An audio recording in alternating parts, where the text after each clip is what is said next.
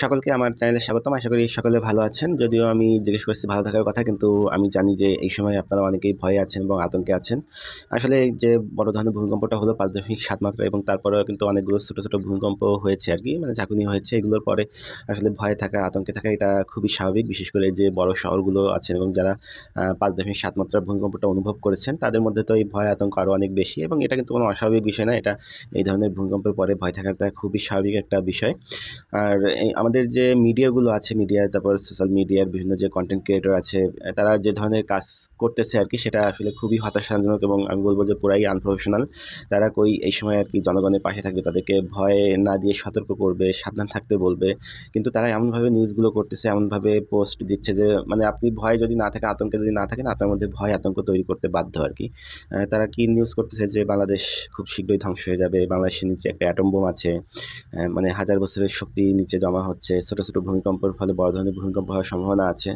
মানে এই ধরনের নিউজ করে আপনি দেখবেন যে নিউজ ফিড পুরা ভর্তি আরকি। ফলে মানে স্বাভাবিকভাবে এগুলো যদি আপনি দেখেন, আপনার তো ভয় পাওয়া স্বাভাবিক। যেখানে বলতেছে যে ঢাকা শহরের বেশিরভাগ বিল্ডিং ধ্বংস হয়ে যাবে, লাখ, লাখ মানুষ মারা যাবে। অনেক জায়গায় তো দেখলাম যে বলতেছে যে ৫০ লাখের উপরে মানুষ মারা যাবে। ফলে এই ধরনের নিউজ যদি আপনি দেখেন, ভয় পাবেন না কততে। আপনি ভয় না পেতে চাইলেও আপনাকে তারা ভয় পাওয়াবে, আপনাকে আতঙ্কিত করবে। তারপর অনেকেই দেখলাম যে ভিডিও মানে চাচ্ছে যে তারা গ্রামে চলে যাবে ঢাকা শহর ছেড়ে, অথবা তারা ঢাকা শহরের বাসায় নতুন করে রিনোভেশন বা ডেকোরেশন কোনো কিছু করবে না। যে কারণ যেকোনো সময় একটা ভূমিকম্প হতে পারে। মানে আতঙ্ক তৈরি করার জন্য যত ধরনের এলিমেন্টস দরকার সবগুলোই আরকি আপনার সামনে এনে তারা প্রেজেন্ট করবে। কিন্তু দেখেন যে ভূমিকম্প কিন্তু পৃথিবীর একমাত্র দুর্যোগ, যেটা আসলে আগে থেকে কোনো ধরনের সতর্কবার্তা দেওয়া সম্ভব না যে এটা কবে ঘটবে, কত মাত্রায় ঘটবে, কী ধরনের ক্ষয়ক্ষতি হবে। এটা কিন্তু বিজ্ঞানীরা এখনও আবিষ্কার করতে পারেনি, এবং অদূর ভবিষ্যতেও যে আবিষ্কার করতে পারবে এরকম কোনো সম্ভাবনা নেই। এটা এমনও হতে পারে যে আজকেও ঘটতে পারে, ২ দিন পরেও ঘটতে পারে, ২০০ বছর পরেও ঘটতে পারে, আবার নাও ঘটতে পারে, আপনার জীবদ্দশায় নাও ঘটতে পারে। ফলে কিন্তু যেটা আসলে আমরা জানি না, যেটা আনসার্টেনিটি, সেটা নিয়ে আমরা খুব বেশি আতঙ্কিত হয়ে যাচ্ছি, খুব বেশি আতঙ্ক তৈরি করতেছে। আমি যদি আমাদের মৃত্যুর কথা বলি, যে আমাদের মৃত্যু কিন্তু কখন, কোথায়, কীভাবে হবে সেটা কিন্তু জানি না। মানে আমরা জন্মগ্রহণ করছি মানে একদিন না একদিন আমরা মৃত্যুবরণ করবই। কিন্তু এই যে মৃত্যু কিন্তু নিশ্চিত। তারপরেও কি আমাদের জীবন কি থেমে আছে? আমরা লেখাপড়া শিখতেছি, চাকরি করতেছি, ফ্যামিলি করতেছি, তাদের নিয়ে ঘুরে বেড়াচ্ছি, সুন্দর সময় কাটাচ্ছি, জীবনকে উপভোগ করতেছি। আমাদের জীবন কিন্তু থেমে নেই। কিন্তু এই যে ভূমিকম্প নিয়ে কিন্তু আমার মনে হয় যে আমরা একটু বেশি প্যানিকে আছি। আমাদের জীবনকে আমরা উপভোগ করতে পারতেছি না, সুন্দরভাবে দেখতে পারতেছি না। আপনি যে প্যানিকে আছেন, ভয়ে আছেন, এটা কিন্তু আপনার পরিবারের মধ্যে কিন্তু এই ভয়টা সঞ্চার হচ্ছে। ছোট ছেলেমেয়ে বাচ্চা যারা আছে তারা কিন্তু আপনাকে দেখতেছে।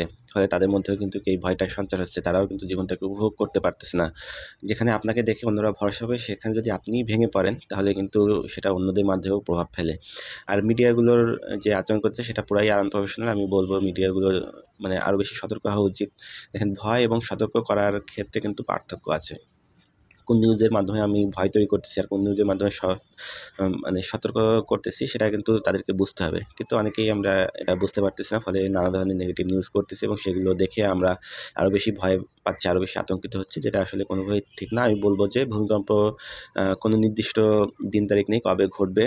মানে ৫ তারিখের মধ্যেই ঘটবে, ১০ তারিখের মধ্যেই ঘটবে, এরকম দিন তারিখ নেই। ফলে আপনাদের আতঙ্কিত হওয়ার কিছু নেই। আপনারা সতর্ক থাকুন, ভালো থাকুন, জীবনকে উপভোগ করুন। মানে সুস্থ স্বাভাবিকভাবে জীবনযাপন করুন। এই আশা আমি করব। আমার ভিডিও যদি ভালো লেগে থাকে, তাহলে আমি অনুরোধ করব আমার চ্যানেলটি সাবস্ক্রাইব করেন। ভালো থাকবেন।